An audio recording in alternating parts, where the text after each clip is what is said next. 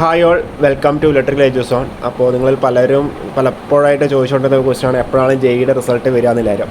അതിലേകദേശം ഒരു തീരുമാനമായിട്ടുണ്ട്. കാരണം എന്ന് വെച്ചാൽ അവർ എക്സാം കണ്ടക്ട് ചെയ്ത അതേ സെയിം ഓർഡറിൽ തന്നെയാണ് എന്ത് ചെയ്യുന്നത്, അവർ റിസൾട്ടും പബ്ലിഷ് ചെയ്തുകൊണ്ട് നിൽക്കുന്നത്. നേരെ മറിച്ച് ഇപ്പം ALPയുടെ ജെയിനും CBT2ൻ്റെ എക്സാം ഡേറ്റ് അവിടെ പബ്ലിഷ് ചെയ്തു എന്നല്ലാതെ അവരെന്ത് ചെയ്തു, കൃത്യമായിട്ട് സ്ട്രാറ്റജിയോടുകൂടി എപ്പോഴാണ് എക്സാം കണ്ടക്ട് ചെയ്യുന്നത് അതിനെ ബേസ് ചെയ്തിട്ട് എന്ത് ചെയ്യുന്നത്, അവർ റിസൾട്ട് പബ്ലിഷ് ചെയ്യണം. അതായത് ഫസ്റ്റ് ALPയുടെ എക്സാം ആയിരുന്നു ഉണ്ടായിരുന്നത് നവംബർ മാസം. അപ്പോൾ ALPയുടെ റിസൾട്ട് ഇപ്പം ഓൾറെഡി പബ്ലിഷ് ചെയ്തിട്ടുണ്ട്. പിന്നെ നടന്നത് ഡിസംബർ 2 തൊട്ട് 12 വരെ RPF SIയുടെ റിസൾട്ട് എക്സാം ആയിരുന്നു അല്ലേ.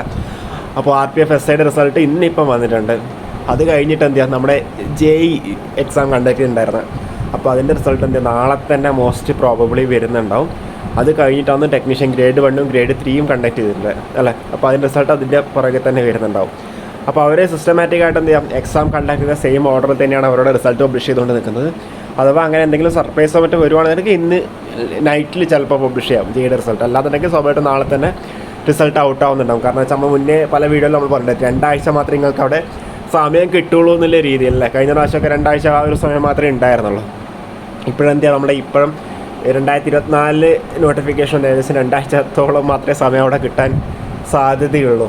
ഓക്കെ, അഥവാ എക്സ്ട്രീം കേസിൽ എന്തെങ്കിലും അല്പം എക്സാമോ മറ്റോ എന്തെങ്കിലും ചേഞ്ച് ആക്കി. ഇപ്പോൾ ഓൾറെഡി പറഞ്ഞല്ലോ, ഇപ്പം CBT1ഉം ALPൻ്റെ JEE CBT2ൻ്റെ ഓൾമോസ്റ്റ് സെയിം ഡേറ്റ് ആണല്ലോ. അപ്പോൾ അതിലെന്തെങ്കിലും ഒന്നുകിൽ അപ്ലൈഡ് സോൺ അല്ലാതെ ഹോം സോണിലാണ് എക്സാം ഉണ്ടെന്നുണ്ടെങ്കിൽ ഡേറ്റ് ചേഞ്ച് ആക്കേണ്ട ആവശ്യം വരുന്നില്ല. അല്ലാതെ സ്വാഭാവികമായിട്ട് അവിടെ ഡേറ്റ് ചേഞ്ച് ആവുന്നുണ്ടാവും. ഇനി അതിലൊക്കെ കുറച്ചുകൂടി ക്ലാരിറ്റി നമുക്ക് ആവശ്യമുണ്ട്. ഓക്കെ, അപ്പോൾ ജസ്റ്റ് ഒരു ഇൻഫർമേഷൻ പാസ് ചെയ്യാൻ വേണ്ടിയിട്ട് വീഡിയോ ചെയ്തത് മാത്രമേ ഉള്ളൂ. അപ്പോൾ കൂടുതൽ അപ്ഡേറ്റ്സുമായിട്ട് വീണ്ടും കാണാം. Okay, thank you.